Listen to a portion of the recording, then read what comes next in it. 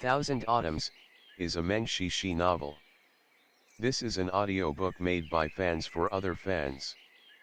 Disclaimer. The main couple of the story is made up of two men. If you don't like it, don't listen.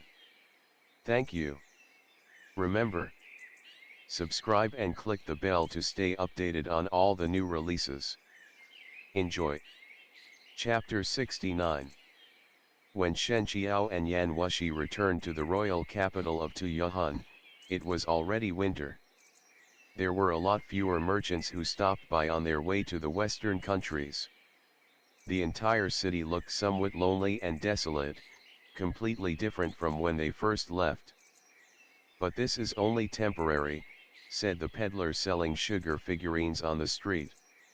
It's quite difficult to travel west during winter, so many caravans set off in autumn and come back next spring. There will be more people once winter is over. He was a member of the Han ethnic group. More than 10 years ago, he met a Tuyuan girl while passing by with a group of traveling merchants. Ever since then, he settled down and established his family here. Shen Qiao seemed to have a kind of natural attraction or affinity that would make anyone around him extremely comfortable, as if they were bathing in a spring breeze. Yan Wushi had stood in front of the stall for quite a while just now, but the peddler didn't speak to him. However, when Shen Qiao came up and asked a few questions, the peddler immediately started chatting casually with him as if they were old friends. There were actually quite a lot of Han people in the city. Even the royal and noble Tuyuan families can speak the Han language and wear Han-style clothes. It's just that this place is too far to the west after all, and most people won't leave their hometowns easily. Shen Qiao smiled. That's true. Your wife must be a very wise and beautiful lady to be able to make you stay. Also, I can tell from the way you talk that you must be a scholar who reads a lot. But because of her, you are willing to stay in this place that is thousands of miles away. The deep love between you and your wife really makes others jealous. After hearing Shen Qiao's praise, the peddler scratched his head. Looking both proud and a little embarrassed, he said, I am very flattered. I only went to a few years of private school when I was young and am not worthy of being called a scholar. Where did you come back from? You look quite travel-worn. Did you come back here with a traveling caravan to spend the winter? Shen Qiao said, we have been traveling west for a while. Now seeing that the weather is getting colder with each passing day, we dared not continue, so we came back. We heard that there was a coiling dragon fair in the capital city a few days ago. It must have ended by now, I assume. The peddler replied, it ended a long time ago, and people are already gone. However, it was quite crowded this year. So many martial artists came, but since I mainly sell sugar figurines, my business did not do much better. On the contrary, after those people arrived, many people drew their swords against each other on the street during those days. I was so scared that I went back and hid in my home for a few days. Shen Qiao asked, are you saying that there are no more pugilists in the city now? The peddler said, yep. They all left not long after the fair ended. Do you see those inns? All of them were once fully booked. But now, they can't get enough customers even with discounts. Anyways, I heard that Zhou destroyed the country of Qi. Who knows if we will have even fewer traveling merchants from the east next year because of it. Shen Qiao was originally worried that if the news of Yan Wushi's death spread out, Yu Wenyang's life would be in danger. However, he did not expect that a huge incident like this would happen within the few months since they left Chang'an. He couldn't help but glance at Yan Wushi beside him. The latter was wearing a veil, so others couldn't see his expression clearly. Shen Qiao asked, country Qi was destroyed. I didn't expect it to be this fast. Was there not any resistance? The peddler sighed, who knows? Perhaps the Zhou army was too strong. Now that I think about it, my hometown is in Qi. Even though I have been living in this faraway place in Tuyuhun, I sadly still hear news of the muddle-headed country leader for the past many years. But I never thought that a large country like Qi would disappear just like that. Shen Qiao replied, the unification of the northern countries is still a good thing to the people. Once everything quiets down, there will only be more caravans traveling back and forth between the western regions, not less. The peddler broke into another smile, that's true. I'll take your words then. I'm still waiting for the Central Plains to become truly peaceful one day, so I can take my wife and my son back to see my hometown. His conversation with Shen Qiao lasted for quite a while. He wished to continue, but upon seeing Yan Wushi stand silently beside Shen Qiao, seemingly taking an interest in the sugar figurines, he suddenly remembered that he still had a business to run. He laughed hurriedly, this lady must be your wife. Is she also from Tuyuhun? Shen Qiao said, she is my little sister. Yan Wushi interrupted, wife. Shen Qiao reckoned that Yan Wushi probably said it intentionally because he was unhappy about having to wear women's clothing, but he couldn't say anything in front of an outsider, so he only coughed and quickly explained, she is my cousin. She's a little stubborn, so please do not take it as an offense. The peddler wouldn't think much if Shen Qiao hadn't tried to explain. But as soon as he did, the other person immediately started picturing two cousins eloping to a land thousands of miles away because their family could not accept their love. He quickly nodded, I understand. I understand. Shen Qiao, however, was at a complete loss and thought to himself, what do you mean you understand? I don't even understand it myself.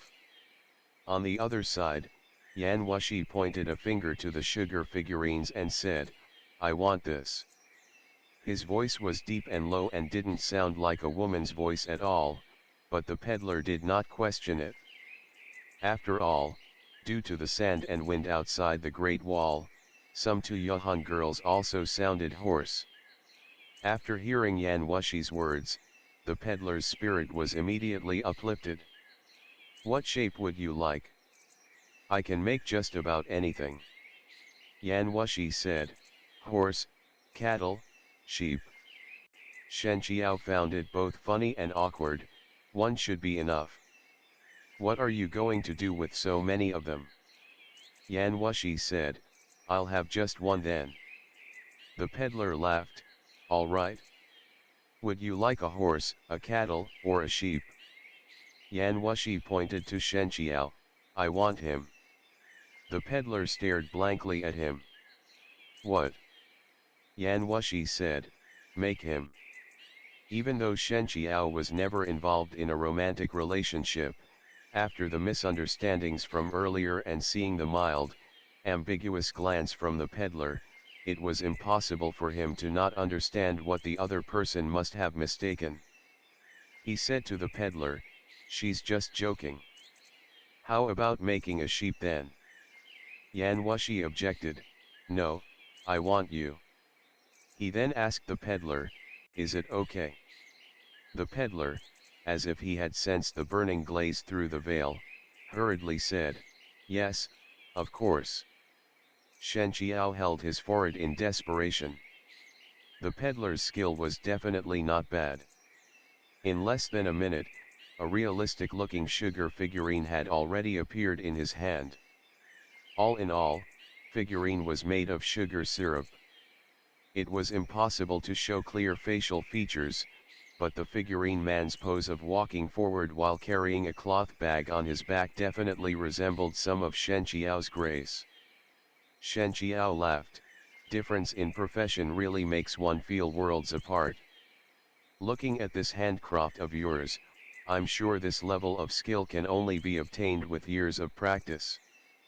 The praise made the peddler quite happy, and he let out a laugh, you flatter me. Yan Wushi took the sugar figurine and brought it behind the veil, snapped off its head with his teeth, and started crunching it.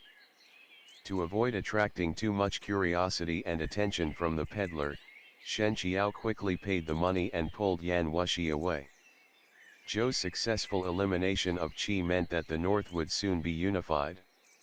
Chen and Tuzhou undoubtedly would not want to sit and watch Zhou grow stronger. It was certain that they would think up every possible way to lay their hands on Zhou, for the crown prince of Zhou, Yuan Yun, currently showed no traits of a wise ruler. Therefore, as soon as Yuan Yang was dead, Zhou would be left without a leader and be scattered like a box of sand. Yan Wushi must appear in Chang'an as soon as possible. He must show up next to Yuan Yang and let everyone see that he was still alive. By proving that he had survived safely and soundly under the attack of the top 5 martial experts, Yan Wushi's reputation and status would surely rise to an even higher level. Whether this kind of fame was a good thing or not, everyone would hesitate in taking action against Yuan Yang for fear of Yan Wushi. However, the problem was that even if Yan Wushi did not die, he was severely injured and the flaw in his demonic core had not been cured yet. Additionally, not only had his temperament changed drastically, but he had also split into multiple personalities, some of which even spoke ill of himself. They might be able to trick ordinary people, but it would be very hard to get past the smart ones, especially geniuses like Dou Yanchen and Duan Vinyang. They could easily see through it. While Shen Qiao was mulling over the situation, Yan Wushi had already finished gnawing the waist portion of the sugar figurine and started moving towards its thighs. Seeing the way he looked right now, who could believe that this person was Yan Wushi? If he acted like this in front of Duan Vinyang and others, he would probably be beaten up so badly without even ashes left. Shen Qiao couldn't help but heave a long sigh.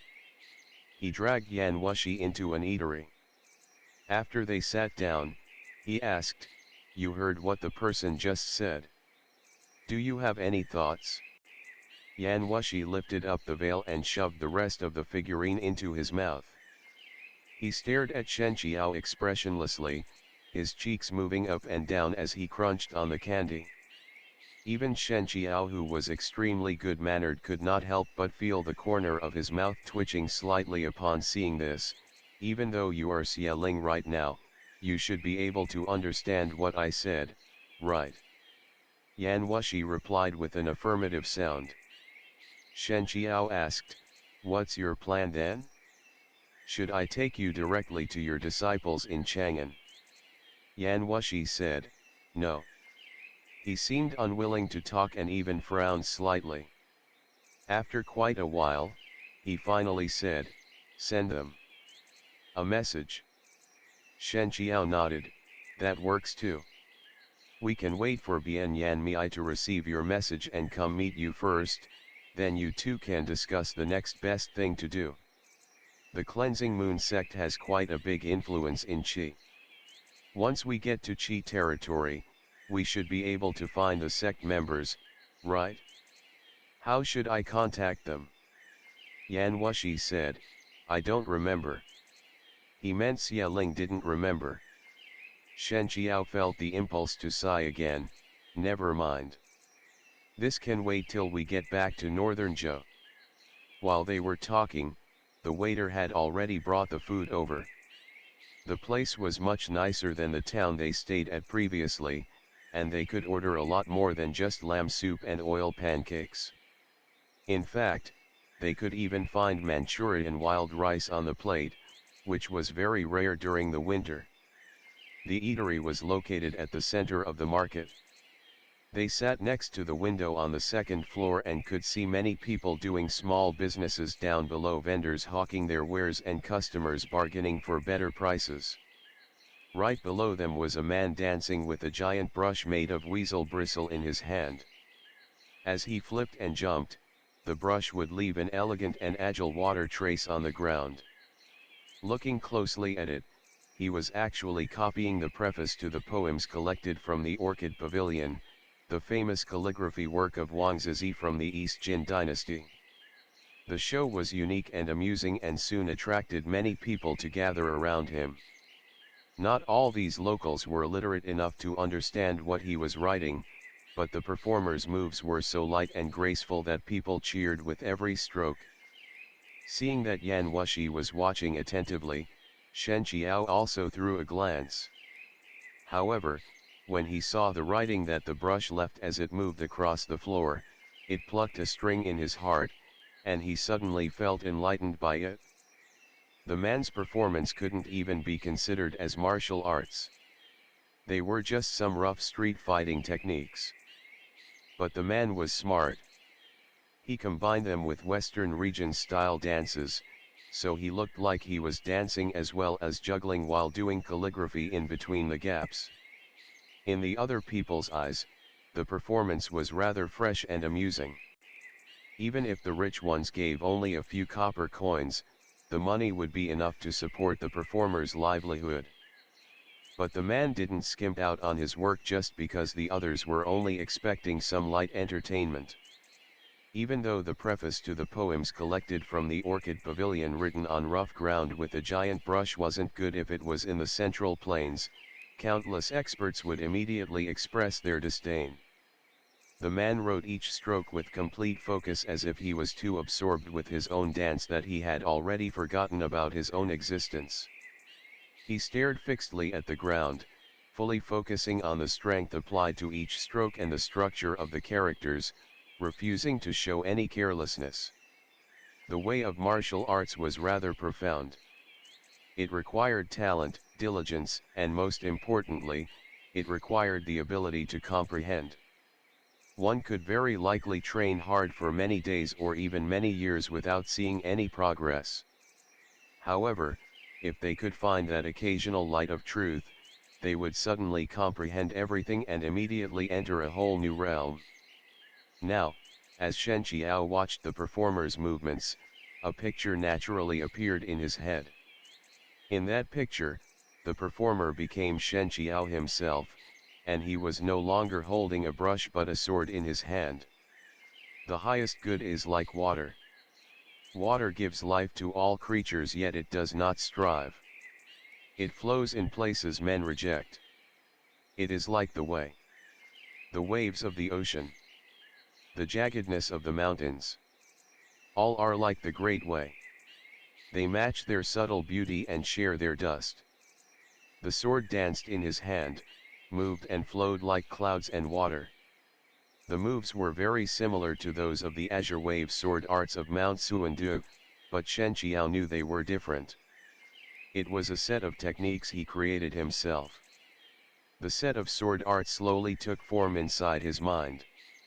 Shen Qiao almost forgot everything around him, forgot the fact that he was still inside a tavern, and that Yan Wushi was still next to him. He immediately jumped to his feet and rushed towards the city outskirts so fast that it almost looked like he was gliding through without touching the ground. He could not wait to test out this new set of sword techniques. End of the chapter. Stay tuned for more BL.